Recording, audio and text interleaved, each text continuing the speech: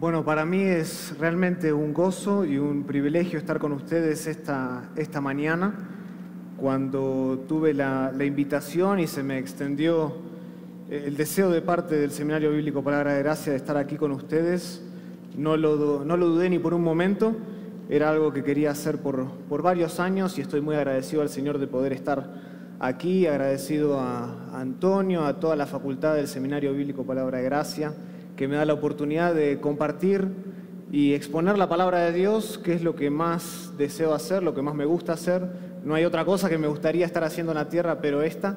Así que les agradezco a ustedes de antemano por brindarme esta oportunidad y estoy realmente agradecido al Señor por abrir el libro de Dios con ustedes esta mañana, o mañana tarde ya, y poder ver lo que el Señor tiene para decirnos hoy. Para comenzar, me gustaría remontarme al año 1963. En el año 1963 hubo un teólogo anglicano llamado Harry Blamires que hizo esta sombría evaluación sobre el estado de la mente cristiana. Y quiero que escuchen las palabras de este teólogo anglicano en el siglo anterior. Y él dice lo siguiente, y acá estoy citando, dice: la mente cristiana ha sucumbido a la deriva secular con un grado de debilidad e inutilidad sin parangón en la historia cristiana.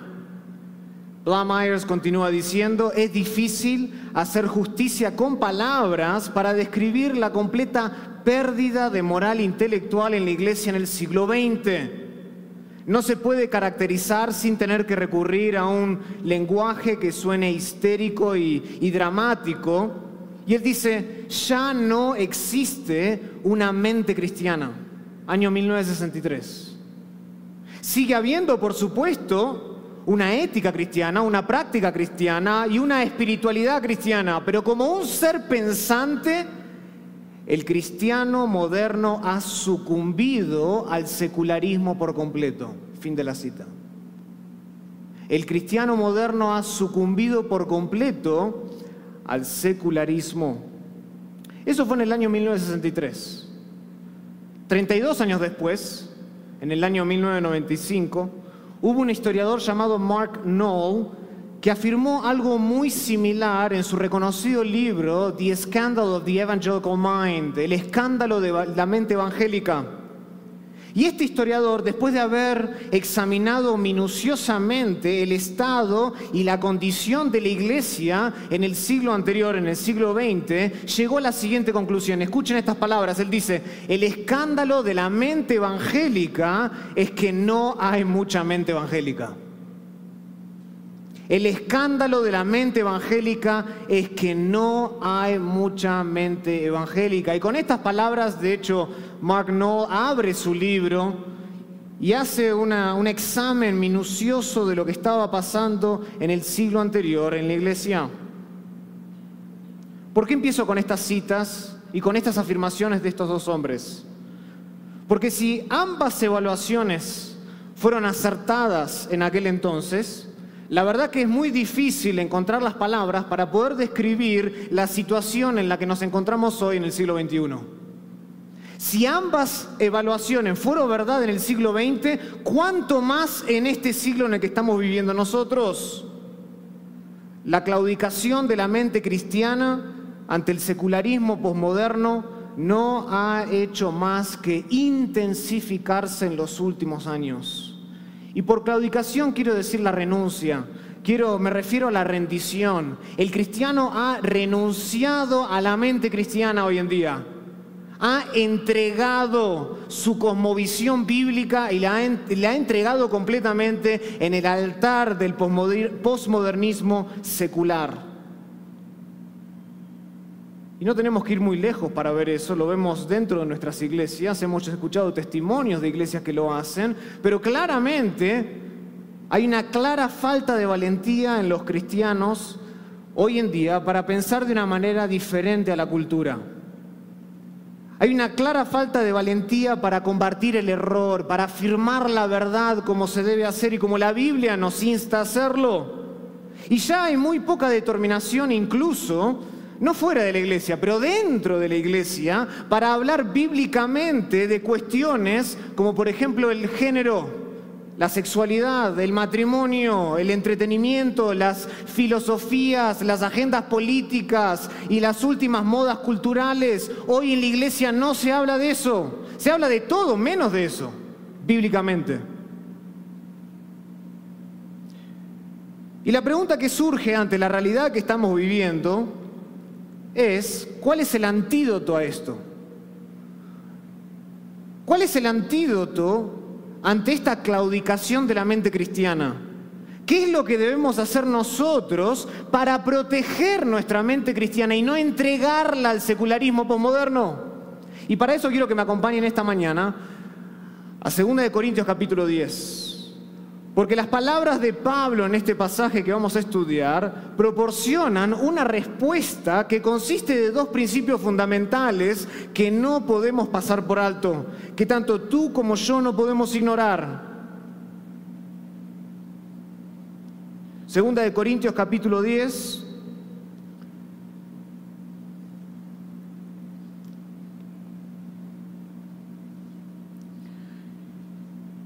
Y Pablo dice lo siguiente en el versículo 3. Pues aunque andamos en la carne, dice Pablo, no militamos según la carne, porque las armas de nuestra milicia no son carnales, sino poderosas en Dios para la destrucción de fortalezas, derribando argumentos y toda altivez que se levanta contra el conocimiento de Dios, y llevando cautivo todo pensamiento a la obediencia a Cristo, y estando prontos para castigar toda desobediencia, cuando vuestra obediencia sea perfecta. Oremos al Señor. Querido Padre, te damos gracias por tu palabra. Gracias, Señor, porque podemos apartar un tiempo, 3 días más específicamente, para dirigir nuestros corazones, nuestras mentes, a lo que tu palabra tiene para decirnos. Gracias, Señor, porque has traído personas de distintas partes de todo México para escuchar la predicación de tu palabra. Y te ruego, Señor, para que ahora en este momento tu Espíritu opere en nosotros, nos instruya. Abra, Señor, los ojos de nuestro corazón para poder entender y ver las maravillas de tu palabra. Inclina, Señor, nuestro oído a escuchar tu voz. Quita de nosotros cualquier distracción, Señor. Y una vez que hayamos escuchado el mensaje, tu mensaje, te ruego que seamos prontos para ponerlo por práctica. Porque de nada sirve ser solamente un oidor de tu palabra, sino que también tú nos instas a nosotros a ser hacedores de tu palabra. Pon en nosotros esa humildad esta mañana para recibir tu palabra. Lo pedimos todo esto en el nombre de Cristo Jesús. Amén. ¿Cuál es el antídoto entonces para no sucumbir ante el posmodernismo, ante el secularismo en el cual estamos viviendo hoy en día? Pablo aquí nos va a dar 2 principios fundamentales que creo que son absolutamente indispensables para el creyente. Y el primer principio, si están tomando notas, el primer principio para no sucumbir ante el secularismo posmoderno es apartar el armamento adecuado. Un creyente, un cristiano, debe apartar el armamento adecuado. Pablo señala, noten, versículo 3, que aunque andamos en la carne, no militamos según la carne, porque las armas de nuestra milicia no son carnales, sino, dice Pablo, son poderosas en Dios para la destrucción de fortalezas. Aquí Pablo está respondiendo ante una de las acusaciones de los falsos maestros, no sé si se acuerdan del contexto de 2 Corintios, pero falsos maestros, falsos apóstoles, obreros fraudulentos se habían entrometido en esta iglesia en el primer siglo y sostenían, entre otras cosas, o entre muchas cosas, que Pablo andaba y ministraba según la carne. Entonces Pablo debe defenderse y tiene que defenderse, y eso es lo que hace en 2 Corintios. ¿Cómo sabemos esto? Noten el contexto, versículo 1 de 2 Corintios 10.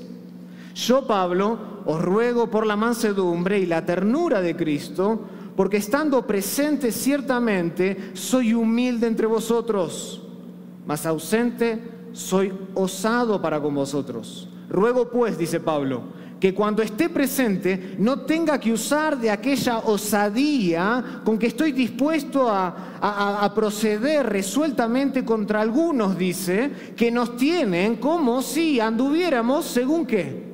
La carne. Y después viene el versículo 3. Noten que el versículo 3 comienza con un pues. Nos conecta al versículo 2. Es una respuesta a lo que los falsos maestros en la iglesia de Corintio estaban diciendo sobre su manera de hacer la obra del ministerio. Y para ellos, para estos hombres, estos obreros fraudulentos que se vestían como obreros de justicia, ellos decían que tanto la apariencia física de Pablo como sus habilidades de comunicación eran realmente despreciables. Salten al versículo 10 de este pasaje. Dice, porque a la verdad, Pablo sigue escribiendo, noten, porque a la verdad dicen, ¿quiénes dicen? Ellos, los falsos maestros. A la verdad ellos dicen, las cartas son duras, son fuertes, más escuchen aquí, mas la presencia corporal es débil y la palabra es ¿qué? Menospreciable.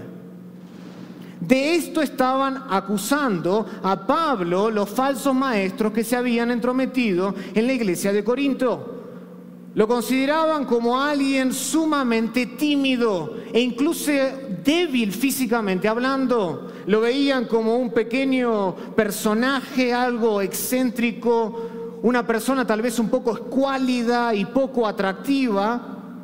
O sea, si nos ponemos a pensar, para ellos, ante la mirada secular de sus contemporáneos, Pablo era un don nadie.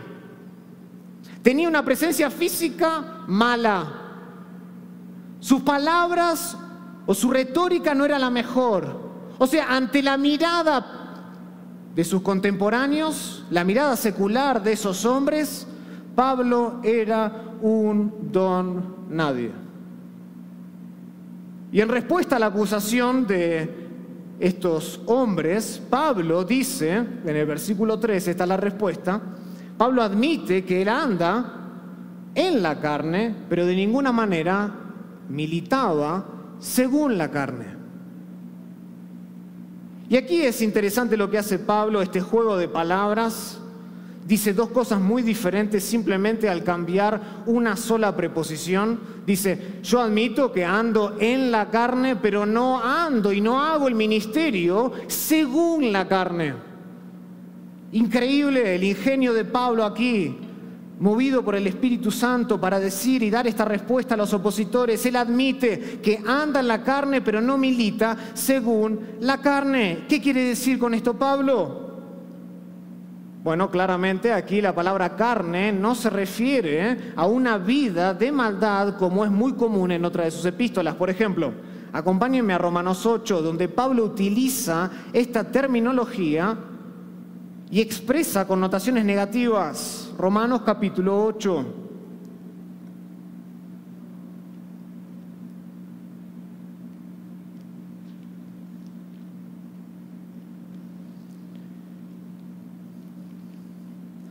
En Romanos capítulo 8, versículo 13, versículo 12 dice, así que hermanos, deudores somos no a la carne, para que vivamos conforme a la carne, porque si vivís conforme a la carne, ¿qué pasa? Moriréis. Mas si por el Espíritu hacéis morir las obras de la carne, viviréis. Aquí Pablo ofrece y hace un contraste entre obrar en la carne y obrar en el Espíritu. Y dice, aquel que vive y lleva una vida de maldad y sigue los deseos de la carne, eventualmente morirá. Lo mismo es lo que hace, por ejemplo, en Filipenses capítulo 3. Versículo 1 dice, por lo demás, hermanos, gozaos en el Señor. A mí no me es molesto al escribiros las mismas cosas, y para vosotros es seguro. Dice Pablo, versículo 2 de Filipenses 3, guardaos de los perros, guardaos de los malos obreros, guardaos de los mutiladores del cuerpo, porque nosotros somos la circuncisión, los que en espíritu servimos a Dios y nos gloriamos en Cristo, no teniendo confianza en ¿qué? En la carne. no teniendo confianza en la carne. O sea, claramente aquí el uso que hace Pablo en 2 de Corintios 10 con respecto a la carne no se refiere a un estilo de vida de pecado. En lugar de ello, aquí cuando Pablo admite que él anda en la carne, él está describiendo la debilidad propia de la vida humana. Esto quiere decir que Pablo estaba viviendo en la carne en un sentido físico, no espiritual. Y eso es lo que Pablo admite. Yo admito, dice Pablo, que ando en la debilidad propia de la vida humana, es decir, de la vida terrenal. Este es el mismo sentido que Pablo le da, por ejemplo, ¿recuerdan las famosas palabras de Gálatas 2:20? Con Cristo estoy juntamente crucificado y ya no vivo yo, mas vive Cristo en mí, y lo que ahora vivo, ¿en la qué? En la carne lo vivo en la fe del Hijo de Dios, el cual me amó y se entregó a sí mismo por mí. Pablo ahí admite que en la debilidad física, en la vida terrenal, él vive ahora por la fe en el Hijo de Dios. Y ese es el mismo sentido que tiene aquí en 2 de Corintios 10:3. Pablo aquí admite que él tenía limitaciones humanas, como cualquiera de nosotros la tiene. De ningún modo él era inmune a las fragilidades del cuerpo, a las debilidades de la vida que son propias a nuestra propia humanidad en este mundo. Acompáñenme, por ejemplo, a 2 de Corintios capítulo 4, donde Pablo, de hecho, describe algunas de estas debilidades. Y él dice en 2 de Corintios capítulo 4, versículo 7, pero tenemos este tesoro, dice, en vasos ¿de qué? De barro. Noten que no dice en vasos de oro, en vasos de metal, algo duro. Dice en vasos de barro, para que la excelencia del poder de Dios sea de Dios y no de nosotros, que estamos atribulados en todo, mas no angustiados. Estamos en apuros, mas no desesperados. Perseguidos, mas no desamparados. Derribados, pero no destruidos, llevando en el cuerpo siempre por todas partes la muerte ¿de quién? De Jesús, para que también la vida de Jesús se manifieste en nuestros cuerpos. Versículo 16. Por tanto, no desmayamos, dice Pablo. Antes, aunque nuestro hombre exterior se va desgastando, el interior, no obstante, se renueva de día en día. Porque esta leve tribulación momentánea produce en nosotros un cada vez más excelente y eterno peso de gloria. O sea, Pablo reconocía que él no era sino un vaso de barro y que su hombre exterior ciertamente se estaba desgastando en esta vida terrenal. Y todas estas palabras, especialmente de 2 de Corintios capítulo 10, versículo 3, yo ando en la carne, estas palabras y esta frase en realidad, ¿saben lo que es? Es una expresión maravillosa de la humildad de Pablo, de la humildad que tenía él como ministro de Dios, ministro ordenado por Dios. Yo ando, claro que sí, ando en la carne, no soy inmune a las fragilidades. Y de hecho, eso era lo que molestaba tanto a estos obreros fraudulentos que estaban en la iglesia en Corinto. Lo acusaban y decían, ¿cómo este hombre, siendo llamado por Dios, puede sufrir tanto? Debe estar haciendo algo mal. Pablo reconocía que él era un vaso de barro, que su hombre exterior se iba desgastando, una gran demostración de humildad de parte de este gran apóstol. Pero es importante señalar, hermanos, y quiero mostrarles esto, que la humildad no es sinónimo de claudicación en la vida cristiana. La humildad no es sinónimo de renunciar a nuestra mente cristiana, de renunciar a nuestra cosmovisión bíblica, de hacer cosas diferentes en nombre de la humildad. Aunque Pablo dice vivía en la carne en un sentido físico, él conducía su ministerio de una manera totalmente diferente a los estándares del mundo. Eso es lo que Pablo dice aquí. Aunque andamos en la carne, en la esfera de esta vida terrenal, no militamos según la carne. Él no se amoldaba a las normas del mundo. Él no se amoldaba al mundo en sí, a las estrategias humanas. Al contrario, él les proponía y les hacía la guerra, les declaraba la guerra. Estas cosas, esta metodología, esta manera de vivir ya había quedado en el pasado para Pablo. ¿Recuerdan? Y acompáñenme de nuevo Filipenses 3. De hecho, Pablo aquí lo describe. Filipenses 3, nosotros leímos desde el 1 al 3. Noten lo que dice después del 4 en adelante.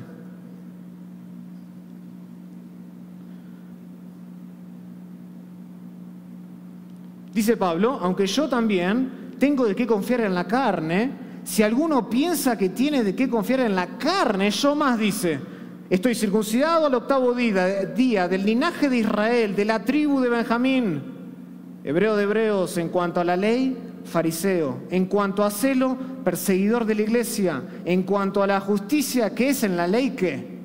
Irreprensible, pero, dice Pablo, cuantas cosas eran para mí ganancia, las he estimado, las considero como pérdida por amor de Cristo. Y ciertamente aún estimo todas las cosas, no solo estas, todas las cosas como pérdida por la excelencia del conocimiento de Cristo Jesús, mi Señor, por amor del cual lo he perdido todo y lo tengo por basura para ganar a Cristo. O sea, esa manera de vivir, esas estrategias, esa manera de conducir el ministerio, él ya lo había dejado todo en el pasado. Él lo menospreciaba ahora, lo había desechado. Y aquí Pablo en 2 Corintios 10, versículo 3, dice, no solo andamos en la carne, sino dice, no militamos según la carne. Aquí el verbo militar básicamente significa entrar en batalla. Significa servir en carácter de soldado. Ahora yo sirvo en carácter de soldado. No me amoldo al mundo, ni a las normas del mundo, ni al posmodernismo, ni al secularismo de este mundo. Yo le declaro la guerra. Y Pablo aquí, con una sola palabra, con la palabra militar, describe en términos concretos la perspectiva que él tenía con respecto a la vida cristiana. Y para Pablo, la vida cristiana era esto, una guerra espiritual. Una guerra espiritual. Y tú debes considerar tu vida en Cristo ahora como una guerra espiritual mientras estemos de paso en la tierra. Él la consideraba así. No se amoldaba, no seguía las estrategias humanas, cualquier ingenio que el mundo pueda darle. Él presentaba y hacía la guerra. Él nunca, ni por un momento sucumbió ante el secularismo.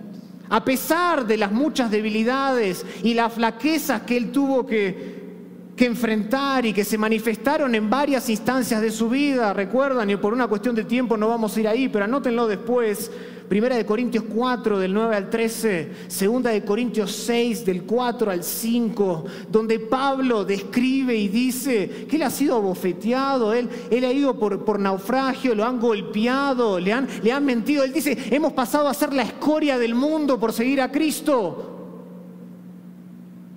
A pesar de todo eso, y de las debilidades, del hambre, del frío, de las fraquezas que se manifestaron en su vida, Pablo nunca comprometió su ministerio, nunca sucumbió al secularismo, esta idea constante de sacar a Dios de todas las cosas de la vida. Eso es el secularismo. Nunca sucumbió a eso. Y ni por un momento accedió a someter su ministerio bajo la carne en nombre de la humildad. Y es por eso que dije anteriormente que la humildad no es sinónimo de claudicación. Y hoy lamentablemente muchas iglesias y muchos líderes, muchos pastores están entregando su mente cristiana, su cosmovisión bíblica, la están entregando para amoldarse al mundo en nombre de la humildad. Y tienen letreros que dicen, aquí aceptamos a cualquier persona de cualquier género. Identifíquese como quiera y venga a la iglesia. Pablo, en nombre de la humildad, nunca claudicó su mente, nunca la entregó, nunca comprometió sus convicciones. Muy por el contrario, Pablo siempre presentó batalla porque entendía lo siguiente, hermanos. Él entendía que la edificación del cuerpo de Cristo depende de esto.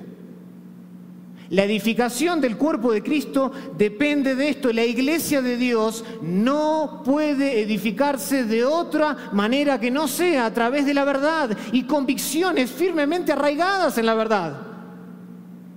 Por esta razón, Pablo inmediatamente en este pasaje afirma que las armas de nuestra milicia no son carnales, dice en el versículo 4. No son carnales. ¿Qué quiere decir esto? No son el producto del ingenio humano. No se basan en la metodología secular de este mundo. Nosotros peleamos por la verdad de Dios, ¿no es así? Nosotros peleamos por la verdad de Dios. Y de hecho, la misión de la iglesia es justamente esa: pelear por la verdad de Dios. ¿Qué dice 1 de Timoteo 3:15? Que la iglesia es columna y baluarte ¿de qué? De la verdad. Nosotros peleamos por la verdad, afirmamos la verdad, defendemos la verdad. No renunciamos a la verdad en nombre de la humildad o de un presumible amor. No. Nosotros peleamos por la verdad de Dios. Esa es nuestra razón de existir como iglesia en el mundo. Pero nosotros siempre debemos asegurarnos que estamos peleando por la verdad de Dios a la manera de Dios. Muchas iglesias dicen pelear por la verdad de Dios, pero sus ministerios están comprometidos y han claudicado su vida, su mente, sus convicciones ante el secularismo posmoderno.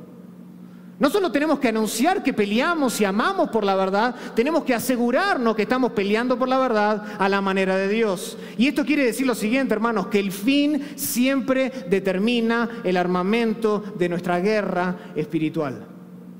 Si nuestro fin es sostener firme e inquebrantablemente la verdad de Dios en este mundo, entonces debemos saber que ese fin determina la manera. Determina el cómo lo hacemos, determina el armamento que usamos. No usamos filosofías humanas, no usamos el ingenio humano, no nos amoldamos al mundo. Ese no es el armamento. Y en el momento que empezamos nosotros a conducirnos con otro armamento que no sea el de Dios, en ese momento nosotros habremos comprometido nuestro ministerio, porque Dios no edifica su iglesia con armas de la carne. En Efesios capítulo 6, versículo 10 dice que Él la hace a través del poder de su fuerza. Dios no edifica su iglesia con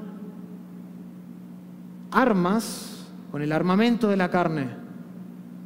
Y nosotros tampoco debemos hacerlo. De hecho, Pablo sigue en este pasaje y él dice que el único armamento adecuado para edificar al cuerpo de Cristo son, noten, versículo 4, la mitad, son las armas poderosas en Dios. Son las armas poderosas en Dios. Ese es el único armamento adecuado. Las armas poderosas en Dios. Ahora, a mí me llama la atención que Pablo aquí no dice las armas espirituales. Uno esperaría, por el contexto, que haga un contraste entre las armas de la carne y las armas espirituales. Pero Pablo no dice las armas espirituales. Y esto es así porque el énfasis de este pasaje no está tanto en la naturaleza de nuestras armas, sino en el poder efectivo del armamento que tenemos. Pablo quiere enfatizar eso, el poder efectivo que tiene el armamento de Dios. Por supuesto que son armas espirituales, no estoy poniendo eso en duda, pero Pablo quiere llamarnos la atención al poder efectivo del armamento que puede destruir cualquier fortaleza, dice Pablo.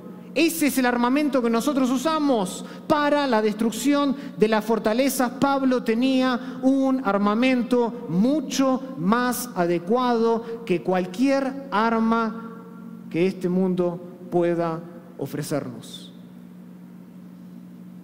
Y para poder describir el poder efectivo que tiene este armamento seleccionado por Dios, Pablo alude con una sola palabra, noten, dice, sino poderosas en Dios para la destrucción de fortalezas. Para mostrarnos cuán fuerte es este armamento y cuán efectivo es para hacer la obra del ministerio, Pablo alude a una fortaleza, es decir, a una fortificación formidable que estaba ubicada, de hecho, a las afueras de la ciudad de Corintio, a la cual los habitantes se retiraban en caso de estar bajo ataque enemigo.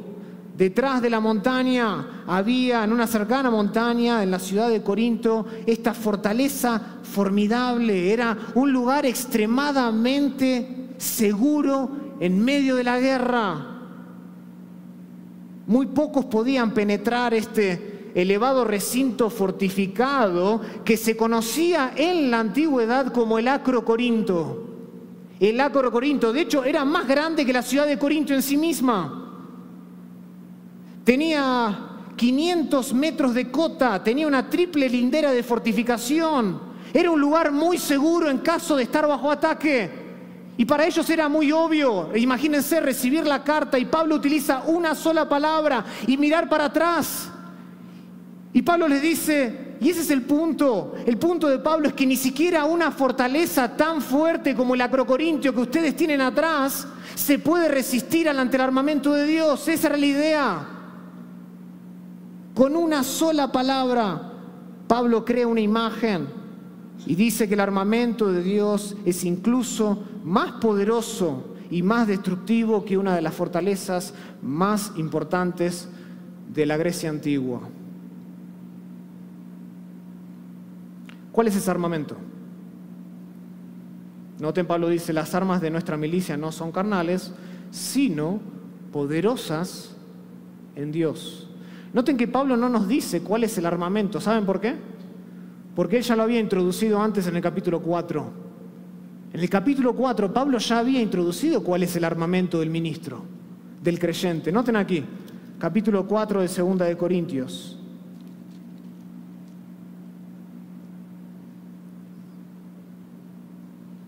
Dice así Pablo, un hermoso pasaje, dice, por lo cual, versículo 1, nosotros, teniendo este ministerio según la misericordia que hemos recibido, no desmayamos.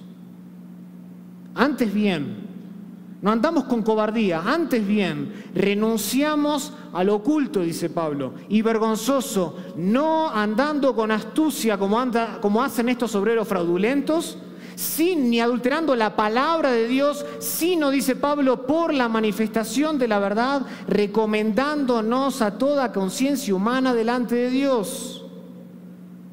Pero si nuestro evangelio está aún encubierto, entre los que se pierden está encubierto, en los cuales el Dios de este siglo cegó el entendimiento de los incrédulos para que no les resplandezca la luz del evangelio de la gloria de Cristo, el cual es la imagen de Dios, porque no nos predicamos a nosotros mismos, sino, dice Pablo, a Jesucristo como Señor. Aquí es donde Pablo introduce realmente cuál es el armamento adecuado. Y me encanta porque Pablo utiliza varios sinónimos para describir el armamento. Él se refiere en primer lugar como la palabra de Dios en el versículo 2, la manifestación de la verdad, el evangelio, la luz del evangelio de la gloria de Cristo, versículo 4, nosotros predicamos a Jesucristo como nuestro Señor. Varios sinónimos para hablar de la misma verdad, hermanos. ¿Cuál es el armamento del creyente? La palabra de Dios. Y solo la palabra de Dios, solo la palabra de verdad es lo suficientemente poderosa para derribar, para atacar con éxito a todas las fortificaciones formidables en las cuales los pecadores se encuentran atrapados en pecados. Solo la palabra de Dios puede dar vida al muerto. No hay otro armamento que pueda darnos la victoria sino el de Dios.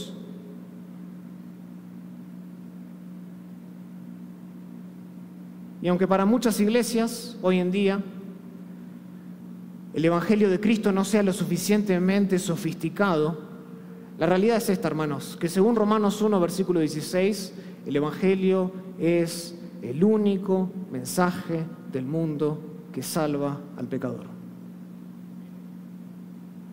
Donde se revela el poder de Dios para derribar a cualquier fortaleza. Y sí, hoy para los supuestos progresistas cristianos, este evangelio es un mensaje anticuado, que necesita que lo revisemos de alguna manera, que les cambiemos algunas cosas, que le quitemos aquí y allá para hacerlos menos confrontativo, aguarlo un poquito más para que no choque demasiado. Algo que ya ha pasado de moda, que necesita ajustarse a las nuevas ideologías humanas.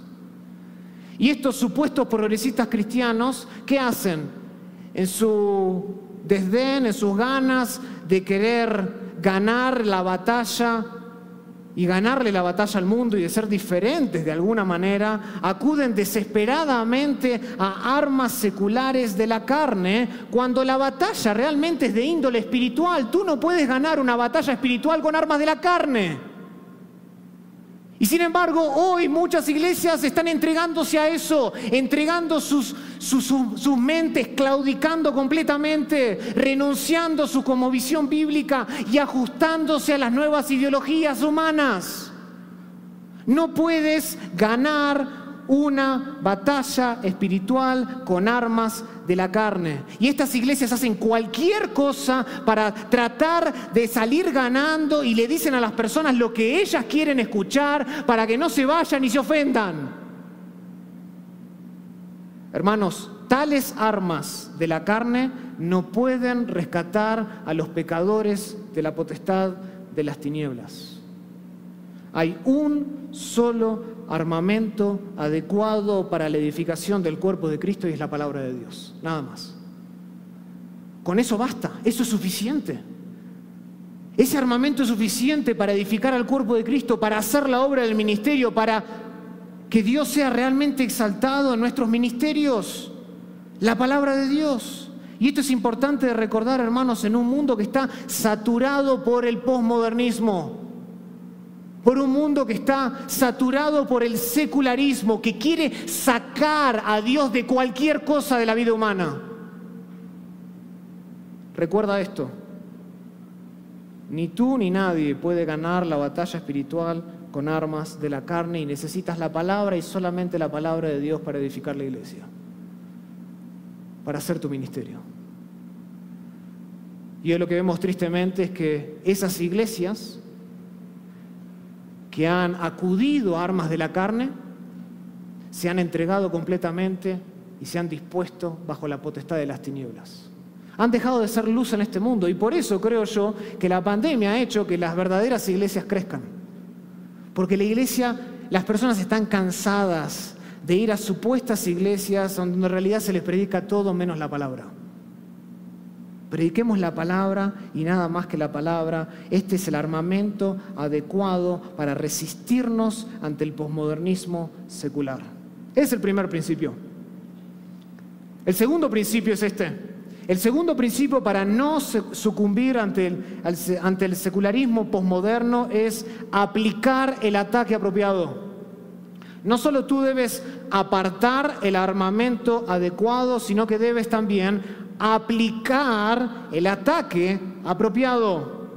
Noten, Pablo continúa diciendo en el versículo 5 de 2 de Corintios 10, derribando, una vez que nosotros hemos apartado el armamento adecuado, con ese armamento ahora nosotros podemos ¿qué? Derribar argumentos y toda altivez que se levanta contra el conocimiento de Dios, y llevando cautivo, dice Pablo, todo pensamiento a la obediencia a Cristo, y estando prontos para castigar toda desobediencia cuando vuestra obediencia sea perfecta. Evidentemente, la clave para tener éxito en la guerra espiritual consiste de un ataque de 3 etapas. Y esto es claro en griego, porque hay 3 participios griegos acá, pero también claro en español. Noten esto, noten los gerundios. Dice, derribando argumentos, llevando cautivo todo pensamiento y estando prontos para castigar. Es un solo ataque que consiste de 3 etapas. Y dice, la primera etapa es esta, dice Pablo. La primera etapa es la destrucción de cualquier fortaleza que se ponga en nuestro camino. Y para Pablo esta fortaleza, noten, puede tomar la forma de argumentos como puede tomar la forma de altivez. Esta primera palabra aquí, argumentos, es una palabra muy general en griego que se refiere al resultado de la actividad de la mente, lo que pensamos. De hecho, se utiliza en este mismo capítulo en el versículo 2 anteriormente, solo que no se traduce así. Su forma verbal, noten, acá dice el versículo 2, ruego pues que cuando esté presente no tenga que usar de aquella osadía con que estoy dispuesto a proceder resueltamente contra algunos que nos tienen Esa palabra ahí que nos tiene en ese verbo está derivado de este sustantivo que aparece aquí, argumentos, que piensan que nosotros hacemos el ministerio y andamos según las normas de la carne o del mundo. Pablo dice, nosotros derribamos argumentos. Esta palabra incluye cualquier pensamiento, cualquier punto de vista, razonamiento, perspectiva humano que llama locura al Evangelio de Dios. Nosotros destruimos ese argumento. Lo destruimos, dice Pablo. La segunda palabra. No solo argumentos, dice Pablo también que estas fortalezas con las cuales nos podemos topar en nuestro ministerio también puede tomar la forma de altivez. La palabra altivez hace referencia a una actitud arrogante que rechaza la necesidad del conocimiento de Dios para la salvación que viene por la fe en Cristo Jesús. Pablo dice, eso es lo primero que hacemos. Derribamos argumentos, cualquier pensamiento, filosofía humana que llame locura al Evangelio de Cristo y toda altivez, cualquier actitud arrogante que se levante contra el conocimiento de Dios para salvación. Y esta primera etapa es muy importante, hermanos. Es muy importante esta primera etapa de nuestro ataque en la guerra espiritual. Porque esto nos revela a nosotros que la guerra espiritual primordialmente consiste de ideologías.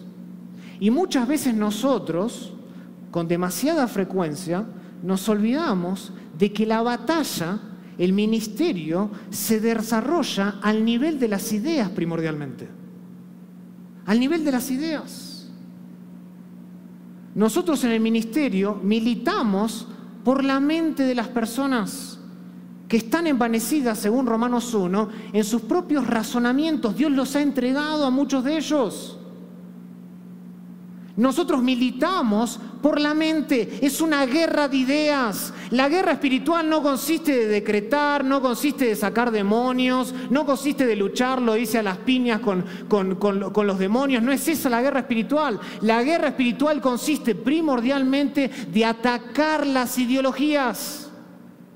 Toda aquella perspectiva, argumento humano que no se ajusta al conocimiento de Dios. Y eso es importantísimo para nosotros, porque nosotros tal vez en nuestro ministerio podemos decir, sí, nosotros tenemos una buena perspectiva del ministerio, predicamos, la predicación es positiva, pero muchas veces nosotros en nuestro ministerio nos asemejamos a los fariseos, a los saduceos, a los líderes religiosos del primer siglo, que estamos más interesados en cambiar la moral de las personas y que se comporten bien en la iglesia, a realmente a transformar sus ideas y sus pensamientos y llevarlos a que se conformen a la imagen de Cristo. Y muchas veces nosotros somos como los fariseos, ¿no? ¿Se acuerdan el relato del adulterio? Nos fijamos más en lo de afuera, en el acto de adulterio, pero Jesús dice, no, el adulterio comienza ¿dónde? En el corazón, en las intenciones, en la mente. Todo ministro y todo cristiano debe recordar que la guerra espiritual se desarrolla primeramente al nivel de las ideas. Es una batalla contra las ideologías humanas.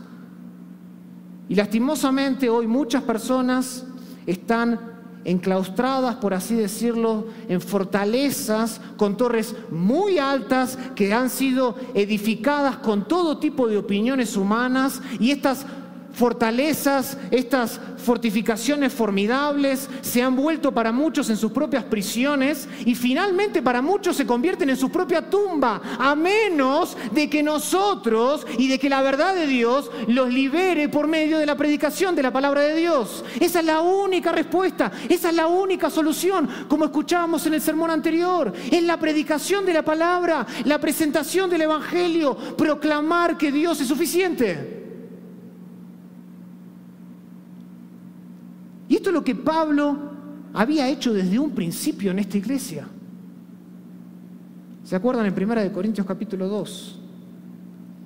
Versículo 1 dice, así que hermanos, cuando fui a vosotros para anunciaros el testimonio de Dios, dice que no fui con excelencia de palabras o de sabiduría. como lo piden los contemporáneos. Yo no fui con eso. Pues me propuse no saber entre vosotros cosa alguna, sino a Jesucristo y a este crucificado. Y estuve con vosotros, sí, con debilidad, estuve con mucho temor y con mucho temblor. Porque yo vivo en la carne, dice Pablo. Y ni mi palabra ni mi predicación fue con palabras persuasivas de humana sabiduría, sino con demostración del poder y del Espíritu, para que vuestra fe no esté fundada en la sabiduría de los hombres, sino en el poder de Dios. Y eso es lo que está la iglesia llamada a hacer, a predicar a Cristo. Solamente a Cristo. ¿Eso es suficiente? Eso es suficiente. Esa es la primera etapa. Derribar argumentos. Derribar cualquier actitud arrogante que se levanta contra el conocimiento de Dios. La segunda etapa de este ataque es la captura de todo pensamiento. Noten, mitad del versículo 5, y llevando cautivo todo pensamiento a la obediencia a Cristo. Ahí el verbo cautivar significa convertir a alguien en prisionero de guerra. Convertir a alguien en prisionero de guerra. Y por supuesto que esto incluye la idea de sometimiento, ¿no es así? Cuando alguien convierte a alguien en prisionero de guerra, no solo le invita a que sea prisionero ahora, sino que lo convierte en prisionero, lo somete a esa persona. En la antigüedad lo sometían de pies y manos a las personas. Y Pablo está continuando aquí en el argumento de él, Pablo está continuando esta imagen de la batalla.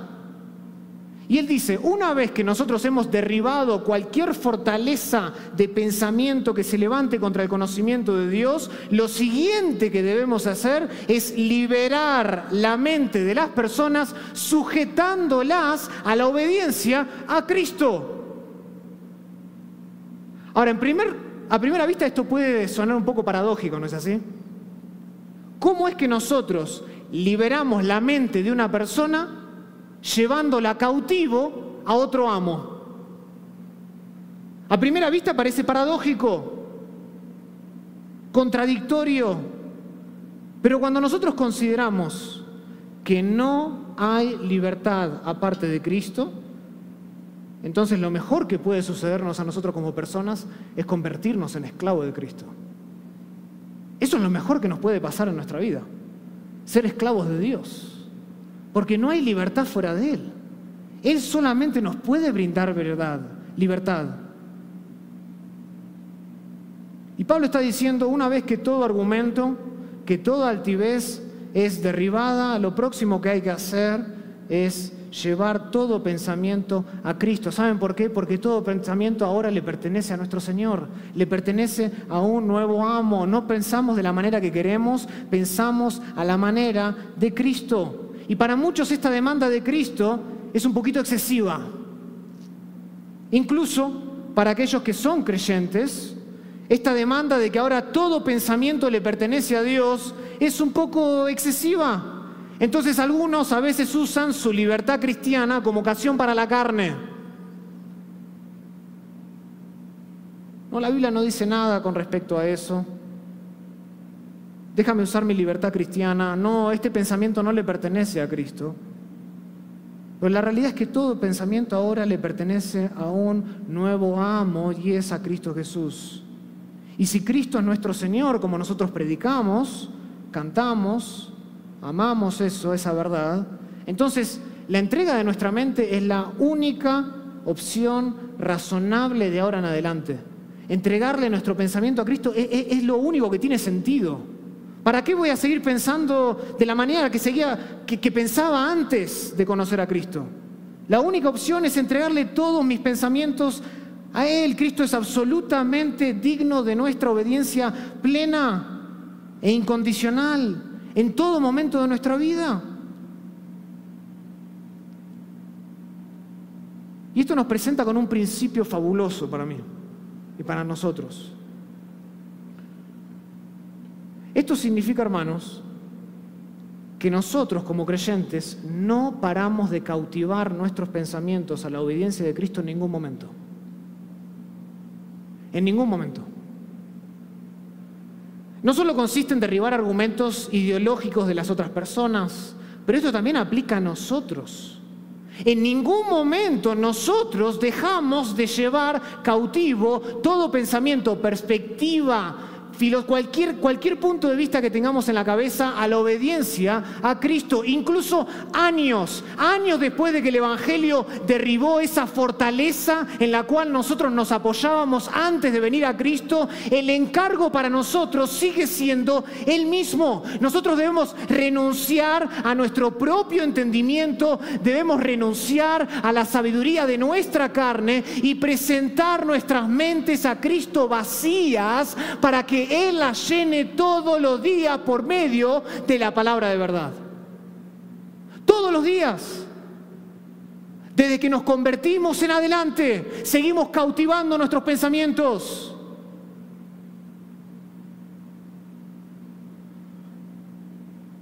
El encargo sigue siendo el mismo.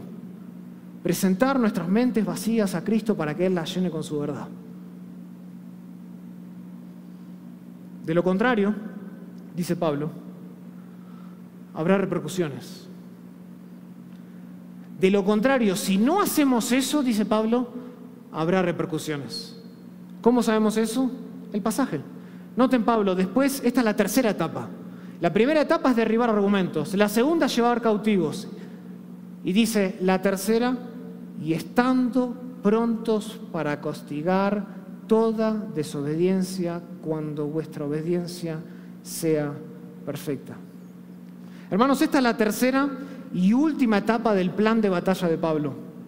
Y dentro del lenguaje militar que Pablo sigue empleando, de esta imagen fabulosa que él está desarrollando, Pablo afirma que, consecuente con la naturaleza de su autoridad que él tenía en aquel momento, dice: yo estoy preparado para someter o para llevar a juicio toda desobediencia que aún quede en la iglesia en Corinto. Eso es lo que Pablo está diciendo.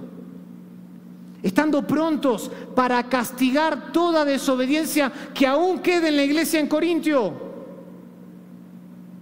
Ahora, este verbo que aparece aquí, castigar, también se puede traducir como vengar. Como vengar. De hecho, tanto en el Antiguo como en el Nuevo Testamento hay pasajes que utilizan este verbo para describir la ira de Dios dirigida contra los enemigos de su pueblo. Apocalipsis, por ejemplo, es uno de ellos. Apocalipsis 19.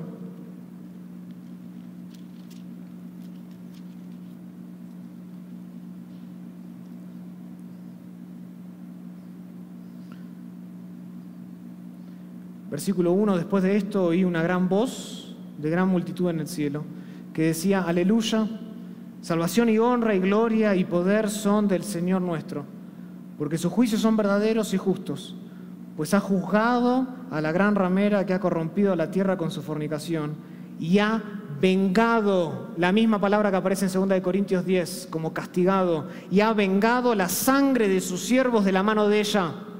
Si quieren otros pasajes, en la Septuaginta también se usa Deuteronomio 32:43, escríbanlo ahí, Números 31:2, pasajes que utilizan este verbo que aparece en 2 Corintios 10:6 para describir la ira de Dios que viene sobre aquellos enemigos de su pueblo.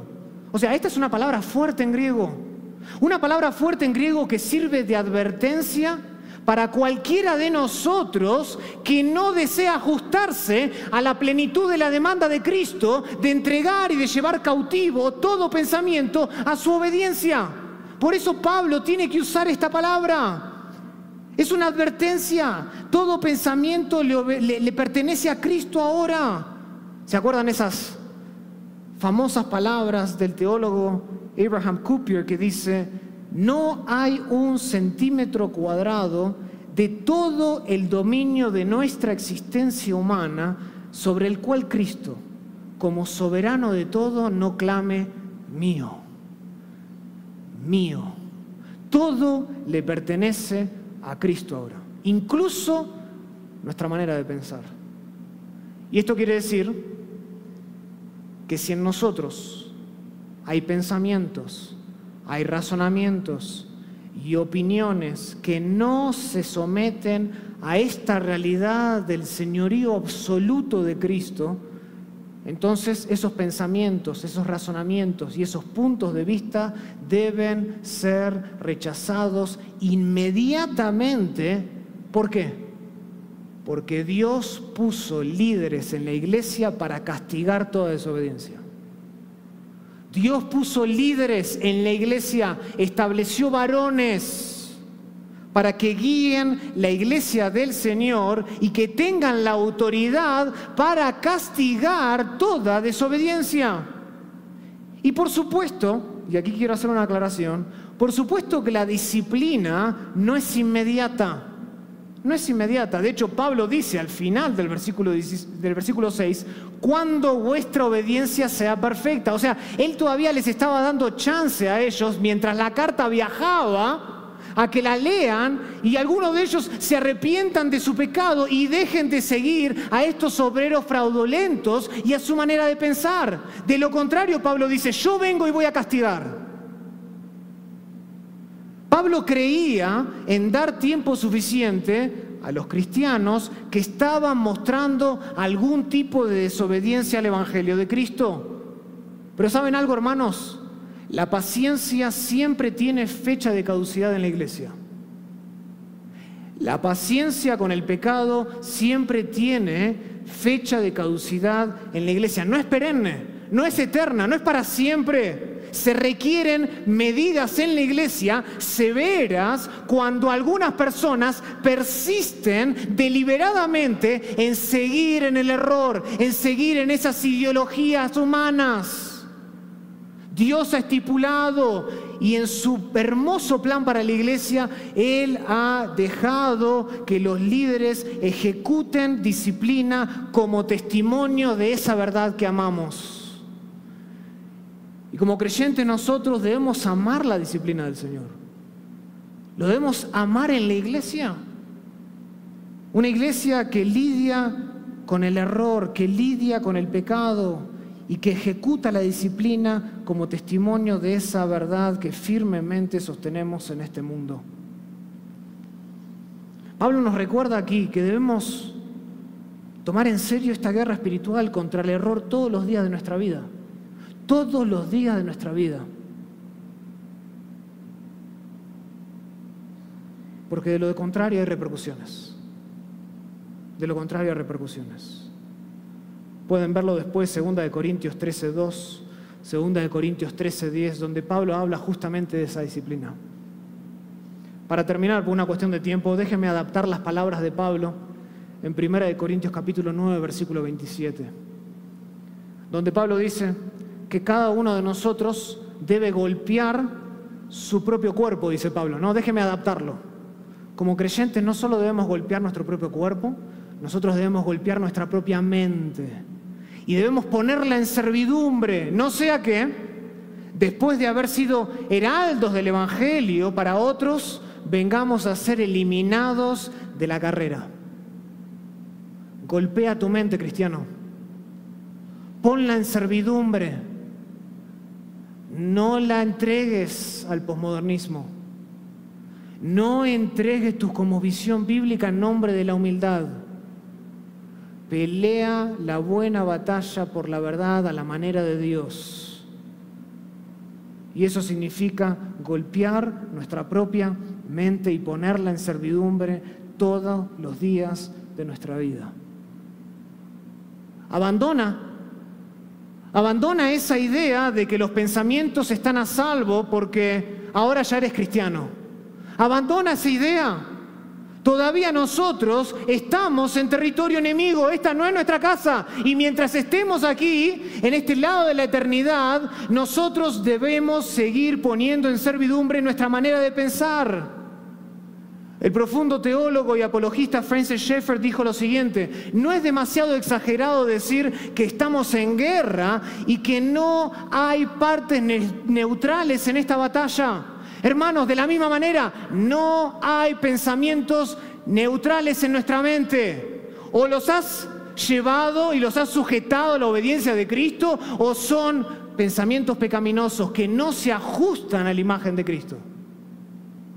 No hay un término medio. O es uno o es otro. Entonces abandona la idea de que porque ahora eres creyente, todo lo que piensas está bien.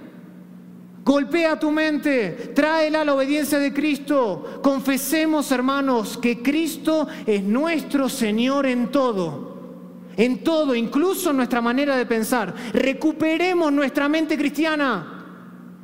No claudiquemos, no la entreguemos y proclamemos la verdad con valentía, porque solo de esta manera Dios edifica su iglesia. Proclamando la verdad con valentía. Oremos al Señor. Querido Padre, te damos gracias por tu palabra. Gracias, Señor, porque tu palabra nos instruye a militar por la mente que tú nos has dado. Nos instruye a entregar nuestras mentes vacías a ti todos los días para que tú las llenes con tu palabra.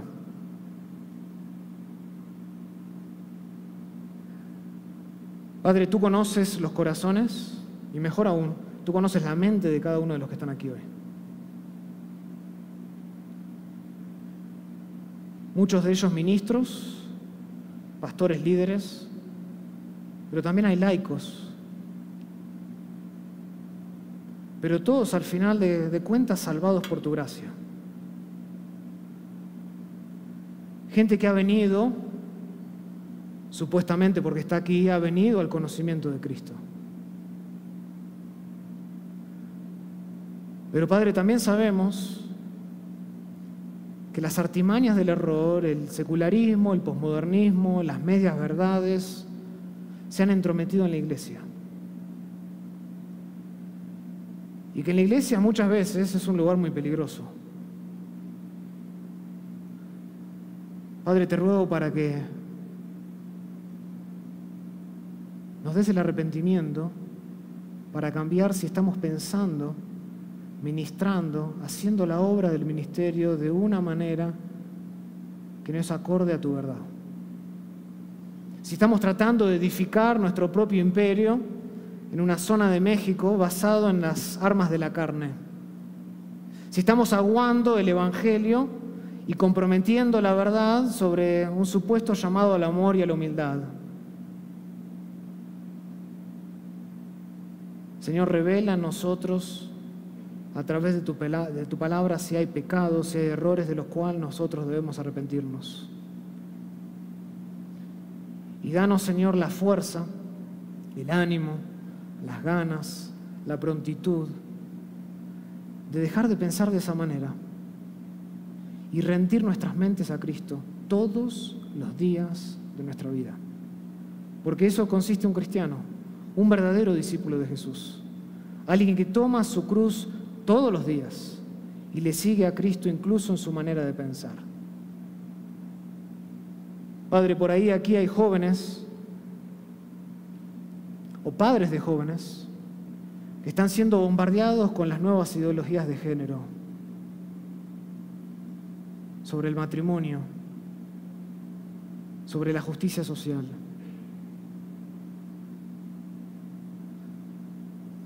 Padre, te ruego que podamos proclamar tu verdad y que puedas orientar nuestros corazones a la verdad y solamente la verdad, porque solo a través de la verdad tú edificas a la iglesia para siempre. Te amamos y te alabamos en el nombre de Jesús. Amén.